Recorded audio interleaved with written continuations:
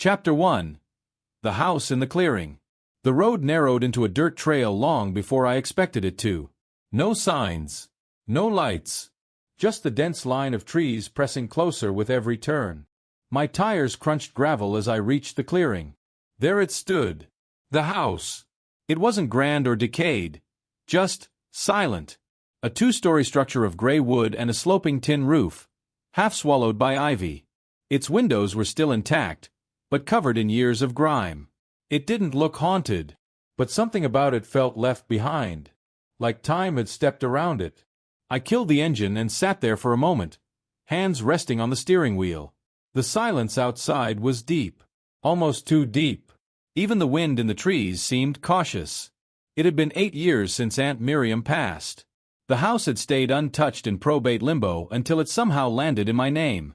I hadn't seen her since I was a child, and all I remembered was her perfume, lavender and something bitter underneath. I let myself in with the heavy brass key. It turned with a reluctant click. The smell hit me first. Not rot. Not mold. Just dust and wood and something colder. Something metallic, like blood on old coins. The interior was preserved like a photo. Furniture still covered in white sheets, books stacked on the floor, dishes in the sink as if waiting to be rinsed. Someone had left this place in a hurry, or had never expected to leave at all. The electricity was dead, of course. I unpacked the lantern from my bag and lit it with a match. Its glow pushed the shadows just far enough to move. I didn't explore much that first night. Just the ground floor, the kitchen, the living room, one hallway that led to the stairs, and a door under them, locked and unmarked. I found the journal in the study. It was sitting in the center of an old desk, beneath a dome of yellowed glass. A leather-bound book, worn and cracked, its corners frayed from decades of turning. No title. I lifted the glass and picked it up. It was heavier than I expected, cold to the touch. I opened it slowly. The first page was blank, except for a single line in faded ink. Let what is written remain. I turned to the next page, also blank, and the next. Then finally, words. Faint but there. I woke up last night and the house felt wrong. Like someone had moved everything an inch to the left. I checked. Nothing had. But the feeling won't leave. The entry was dated March 3rd. No year. That was all. One entry. I checked the back of the journal. Maybe 40 or 50 pages total. Some had a faint outline, like ink had once been there but was wiped clean. Others were untouched. I felt the weight of the silence again. Thicker now. As if the room had drawn a breath. That night, I slept on the living room couch with the lantern burning beside me. At 3:12 a.m., I woke up without knowing why. The lantern was still lit. The silence deeper than before. I swore I heard paper rustling, faint and delicate, like a page turning in another room. But when I checked the journal the next morning, there was one fewer page than I remembered, and a new entry had appeared. Don't read further than today. Chapter 2. The second entry. I kept the journal closed most of that morning. Not because I was afraid of it, at least that's what I told myself, but because I didn't know what I was looking at yet. Old books can be strange. People write things when they're unwell, or lonely, or both, and I didn't want to fall into the trap of reading too much into it. Still, I found myself glancing at the desk every time I passed the study. The journal was exactly where I'd left it, but somehow it felt closer, like the air around it carried a weight, like it knew I hadn't finished. After lunch, I sat back down, the lantern at my side even though the sun was still high. The cover felt warmer this time, the leather more pliable in my hands. I opened to the next page. There it was, a second entry. Where the page had been blank yesterday, ink had bled through in careful, slanted handwriting. March 4th. Something is wrong with the light in the upstairs hallway. I replaced the bulb, but it still flickers every time I walk past. Only then. Like it knows. I think it's watching me. I found footprints on the floor by the guest room. Bare feet. Too small to be mine. Too wide to be a child's. I paused. The way it was written, calm, almost observational, made it worse. There was no exclamation, no panic, just fact. I read the final line twice. Whatever's in this house, it doesn't want to be seen. But it watches. It waits for night. I looked at the top of the page. March 4th. I flipped back. March 3rd. Only 2 entries. 2 pages. And now just over 40 pages remained. I did the math without meaning to. If this kept up, the journal would be empty in just over a month. Or full, depending on how you looked at it.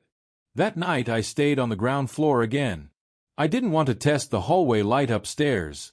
But curiosity has a way of winning. Just before midnight, I climbed the creaking steps and stood beneath the bare bulb in the upstairs corridor. It was already lit, humming softly.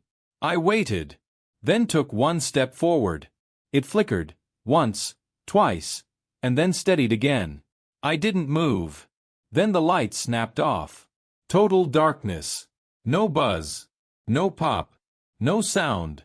Just the sudden, airless absence of light, and the subtle shift in pressure that made me feel like someone had stepped beside me. I froze. In the silence, I could hear my breath. And just beneath it, something else.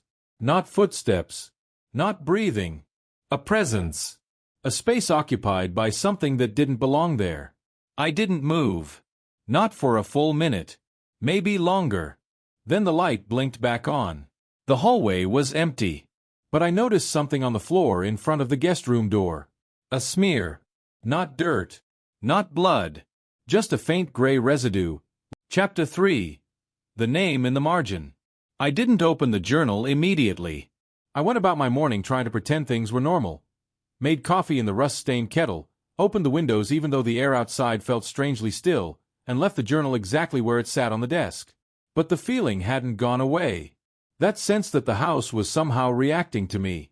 Like it remembered being empty and resented my return. Around noon, I gave in.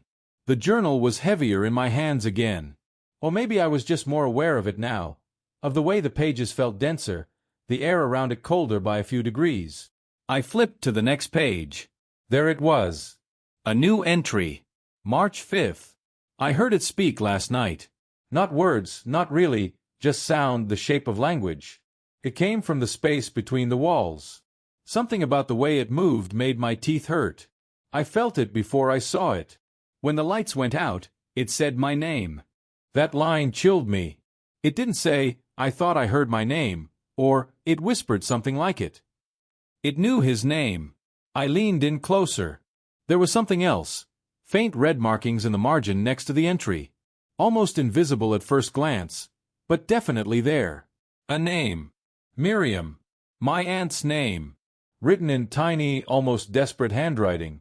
The ink was different from the entry. Thinner, slightly smeared, as if written in haste. I hadn't seen that name in years. My chest tightened as I traced it with my finger. That was the first time I felt it. The heat. A subtle warmth through the wood of the desk, as if something beneath the surface had stirred. I closed the journal. That evening, I explored the upstairs again, this time in daylight. The guest room door creaked open without resistance. Inside was little more than a bed frame and a dust-covered dresser. But on the far wall behind the headboard, I saw something strange. Like scratch marks, deep gouges in the wallpaper that tore through the plaster beneath. They weren't random. They curved in arcs, like crescents repeating down the wall. And in the center of those arcs, drawn in black charcoal or ash, was a symbol. A shape I didn't understand. Not at first. A triangle, incomplete, open at one corner. And inside it, a circle, scrawled over and over until it bled into the wall. I didn't touch it. Didn't take a photo. I backed out slowly and closed the door. That night, I had a dream. I was back in the study. The journal was open. But the pages were empty, fluttering violently in a wind that didn't exist. My fingers tried to hold them down, but they kept tearing out, one by one, and disappearing into the dark. And just before I woke, I heard a voice. Not whispering this time. Clear. Familiar. "Don't look behind you." I jolted awake, breath ragged, drenched in sweat. The journal was on my chest. Open. One fewer page. And a new entry written inside. Chapter 4. The voice through the keyhole. The weight of the journal on my chest that morning didn't make sense. I hadn't taken it to bed. I was sure of it. But there it was, open to a new page, as if it had placed itself there.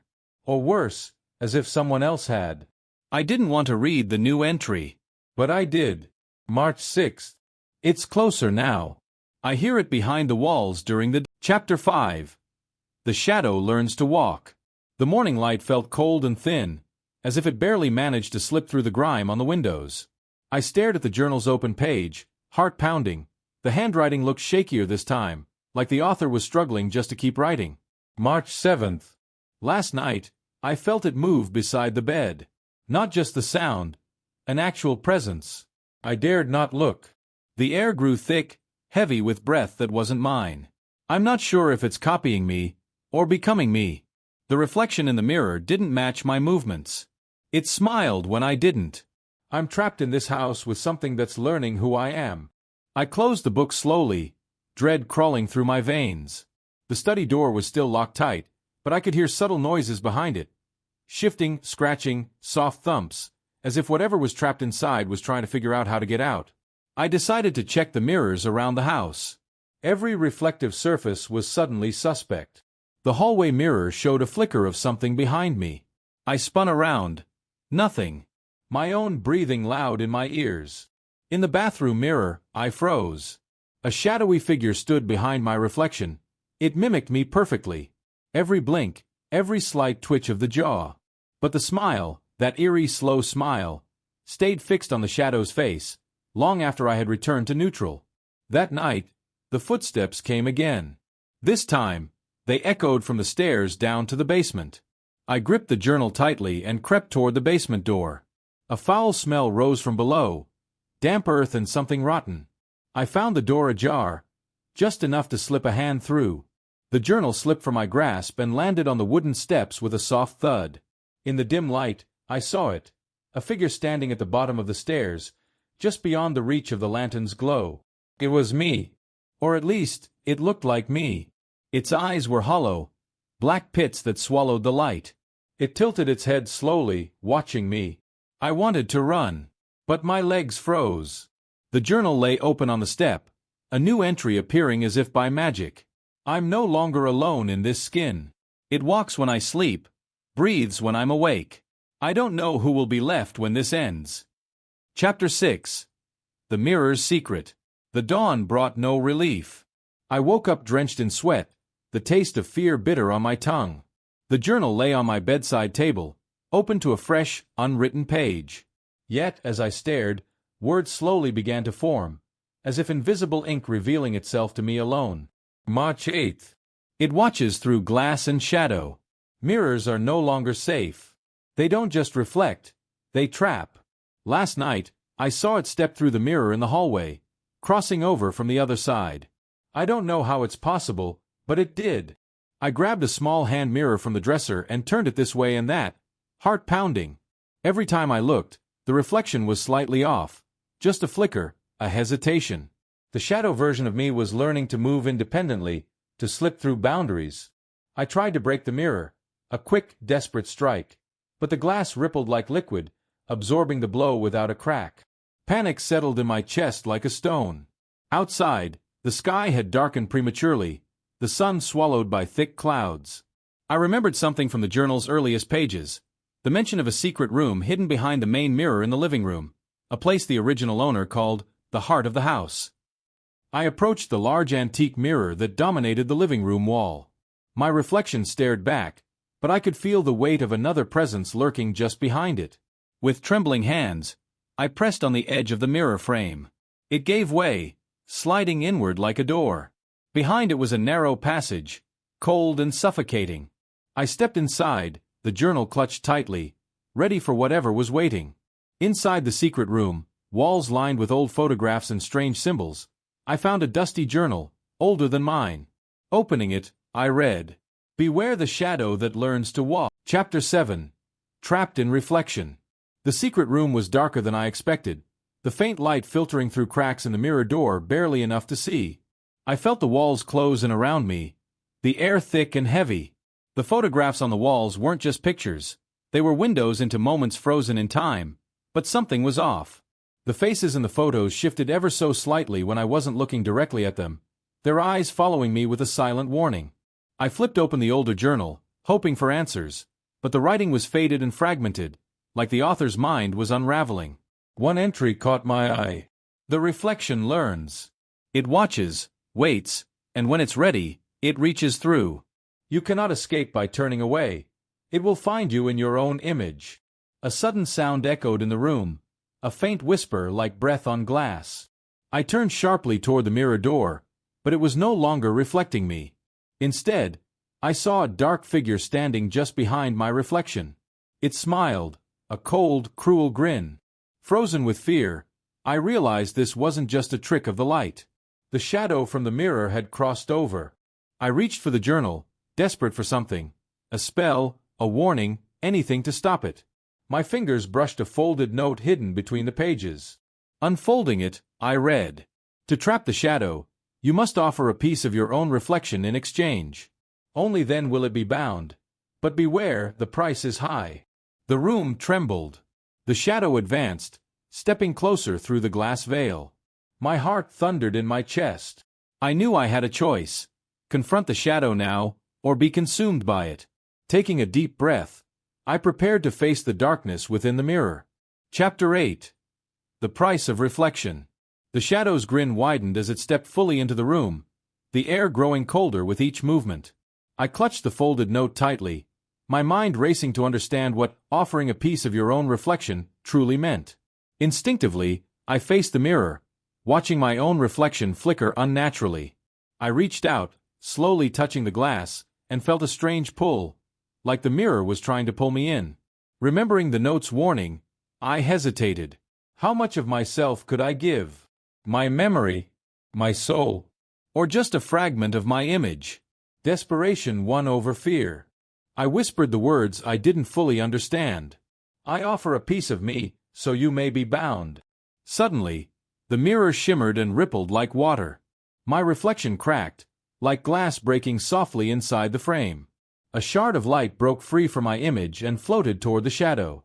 The shadow reached out and caught it, its form shrinking and twisting. A loud crack echoed, and the mirror's surface sealed itself, trapping the shadow inside once more. I collapsed to the floor, exhausted but relieved. But as I caught my breath, I noticed something chilling. My reflection no longer mimicked my movements perfectly. There was a subtle difference, an emptiness in my eyes that hadn't been there before. The price had been paid. But at what cost? Chapter 9. Fractured Reality. Days passed since the shadow was trapped, but the eerie feeling lingered. I looked into the mirror each morning, trying to find the reflection that used to be mine, but something was always off. At times, my reflection seemed to hesitate, blink slower, or even smile without me moving my lips. One night, I dreamed of the shadow speaking again. This time it whispered, "You gave me your peace. Now I live within you." I woke up drenched in sweat, feeling a cold emptiness where my heart should be. Slowly, I realized the shard I'd offered wasn't just a fragment of my image. It was a piece of my essence, my will, my spirit. The shadow wasn't just sealed in the mirror. It had fused with me. Every day, I felt weaker, more disconnected from who I once was. I tried talking to my reflection, but it felt like talking to a stranger trapped behind glass. Determined, I searched for answers in the diary, hoping it held a way to reverse the curse. Among the fading pages, I found a new note, one I hadn't seen before. It read, "To reclaim what was lost, you must face the shadow within, not in the glass, but in your soul." The path ahead was clear, but terrifying. I had to confront the darkness inside me before it consumed